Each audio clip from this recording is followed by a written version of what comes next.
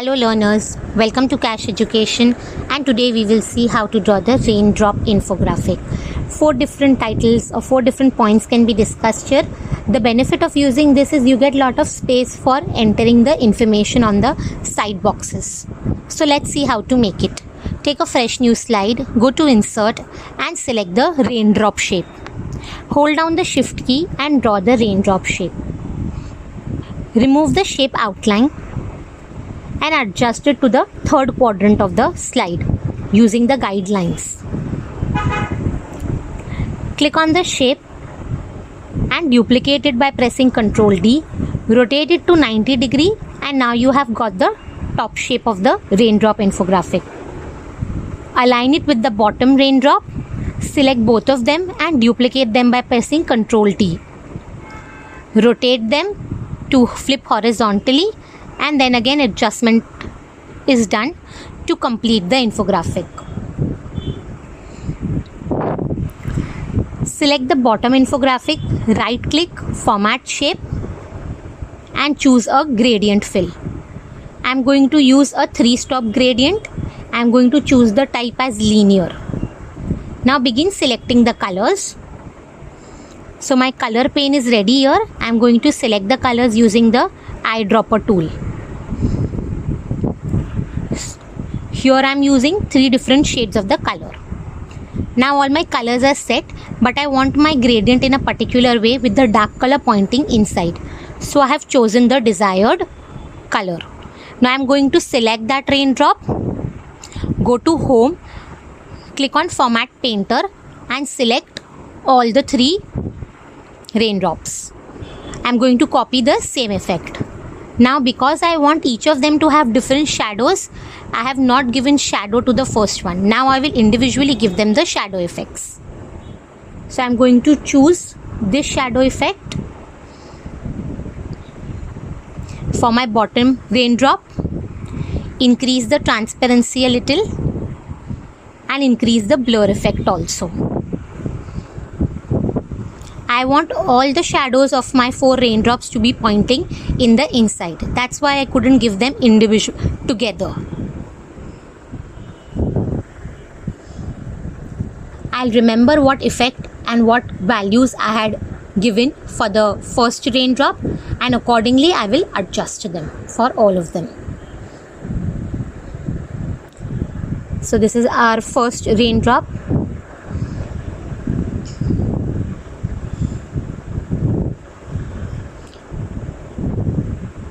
And now we have moved on to the last raindrop. So you see all of them have shadows pointing on the inside. Now all is left for me is to choose the colors. So I am going to choose the second raindrop using the eyedropper tool. Here I am giving the effect of a pink color gradient. I have my color panes ready. You can always do that before beginning your presentation. Have a desired color scheme for yourself and put the colors in small rectangles.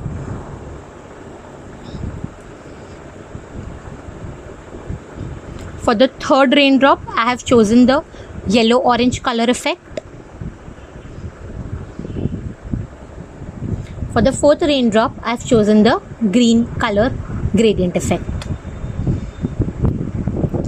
Make sure you are choosing the colors in the correct scheme and sequence so that you have all the dark colors inside and the light colors on the outside.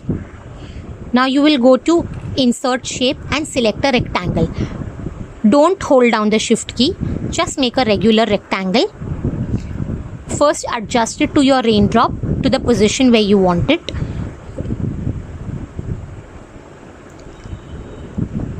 Remove the shape fill or you can make it white also. Here you will give a type of outline to your rectangle and you will choose the lightest color of the raindrop. So the lightest blue in the color scheme I have used. I will increase the width or the weight of my line and I will right click and send it back. I am going to select the rectangle. Give it a shadow effect facing down. I'm going to duplicate this rectangle now and adjust it for the pink raindrop. I'm going to align it with the first one. Send it back, and now I will choose the light pink color.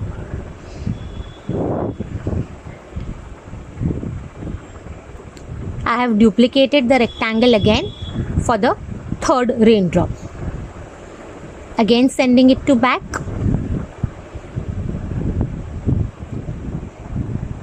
And aligning it to adjust. And finally the fourth rectangle.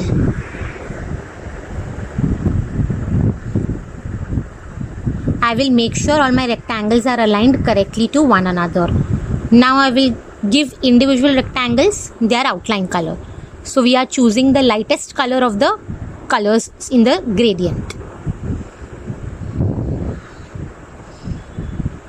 When you choose the lightest color, and because the raindrop has the lightest color on the outside, it merges with the raindrops. You can remove the color panels now, as I'll do them, because they are interfering with my infographic. So you see that our basic figure is ready. I have my font already kept ready.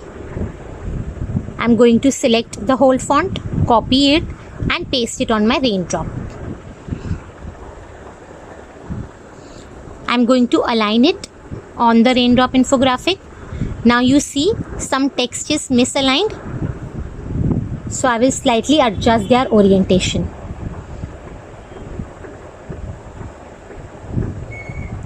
I have used a simple Century Gothic font here. You could use any font of your choice. You can number the raindrops, or instead of the numbers, you can also use some logos or symbols.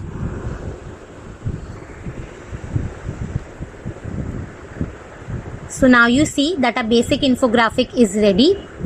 If you like this infographic video, give it a thumbs up, subscribe to my channel, keep watching these videos. See you again next time. Thank you.